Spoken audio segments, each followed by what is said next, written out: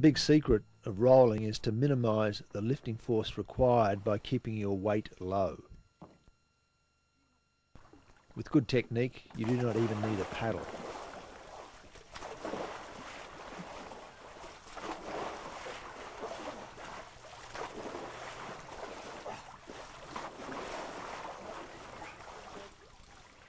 Or if you lose an arm to a shark, one hand is enough.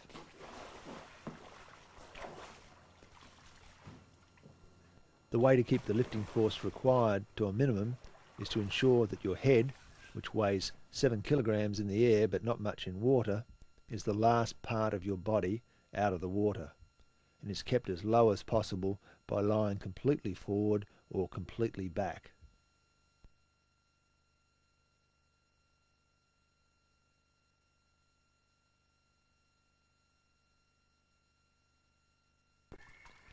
Sitting bolt upright requires a lifting force of 25 kilograms, whereas this can be reduced to 5 kilograms, that is the support of just one finger, by lying right back.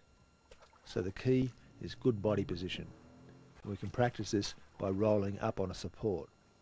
The sequence is to turn the boat over first, then body onto the deck as low as possible, then only when above the centre line sit up. In wave skis it is much easier to do this leaning backwards, and in Canadian canoes it is easier to do it leaning forwards. In kayaks you can lead forwards or backwards. Practice initially with both hands on the support, boat first, head last. Then capsize towards the support, roll up. And later away from the support, practicing on both sides so that later you can roll up on either side.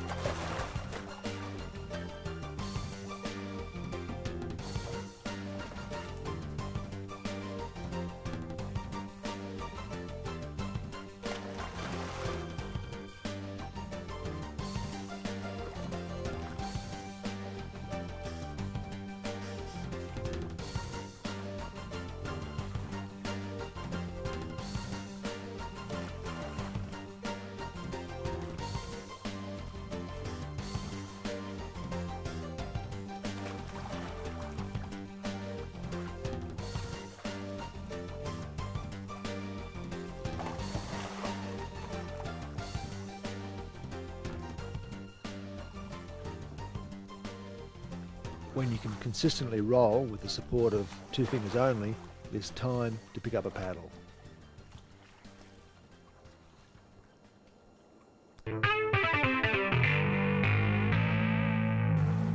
Start by practicing a long sweep from bow to stern with the leading edge of the blade angled upwards.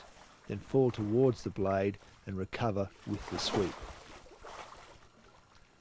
Fall progressively further and further onto the sweeping blade and recover leaning right back until ultimately you can dip your head in the water.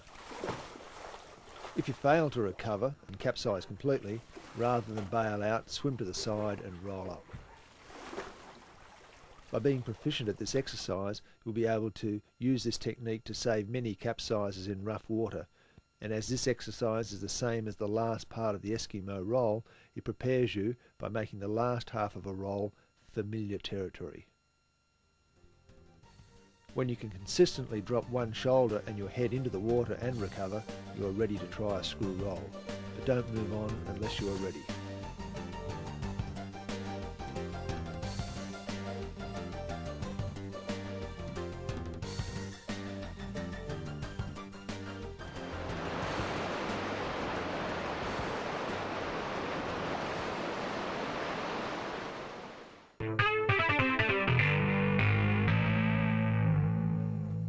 prepare for a roll, hold the paddle with your hands in the normal paddling position, place the shaft beside the boat and cock the wrist of your forward hand so that the forward blade is parallel to the deck.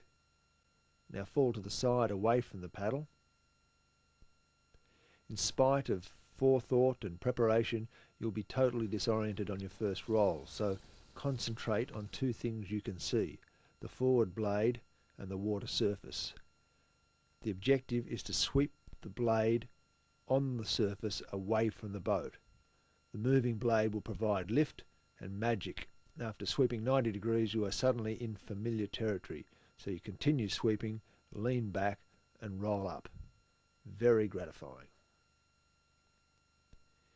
It can be helpful to pause before rolling to ensure that the paddle is in position on the surface and with the blade at the correct angle. A common fault is to lead with the head, looking for air. And if this is the case, you should return to the body position exercises at the cool edge. The head has to be last. The other common fault is when the paddle blade slices down below the surface as a consequence of the blade being flat or angled the wrong way. The blade has to sweep away from the boat along the water surface. After a few successes, try falling in on the side the paddle is positioned and then rolling up. That is a complete 360. The next challenge is to capsize while paddling and roll. Then, with the paddle out of position, capsizing, setting up underwater and rolling.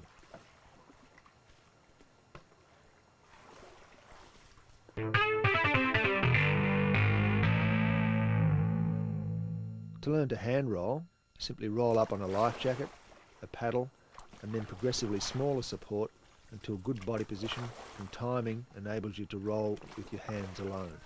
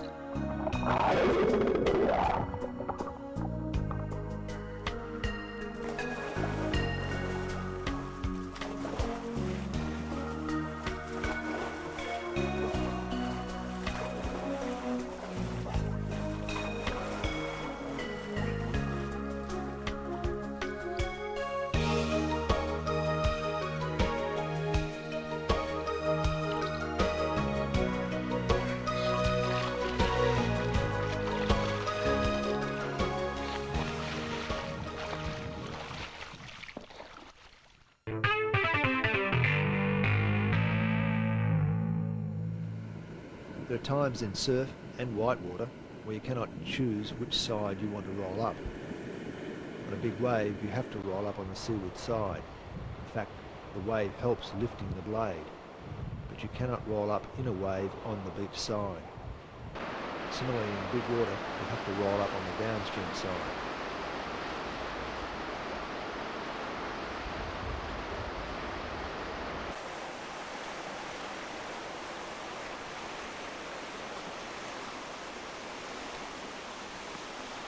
Therefore, it is important to be able to roll reliably on both sides. Most people have a strong side and a weak side. The weak side can and should be strengthened with practice.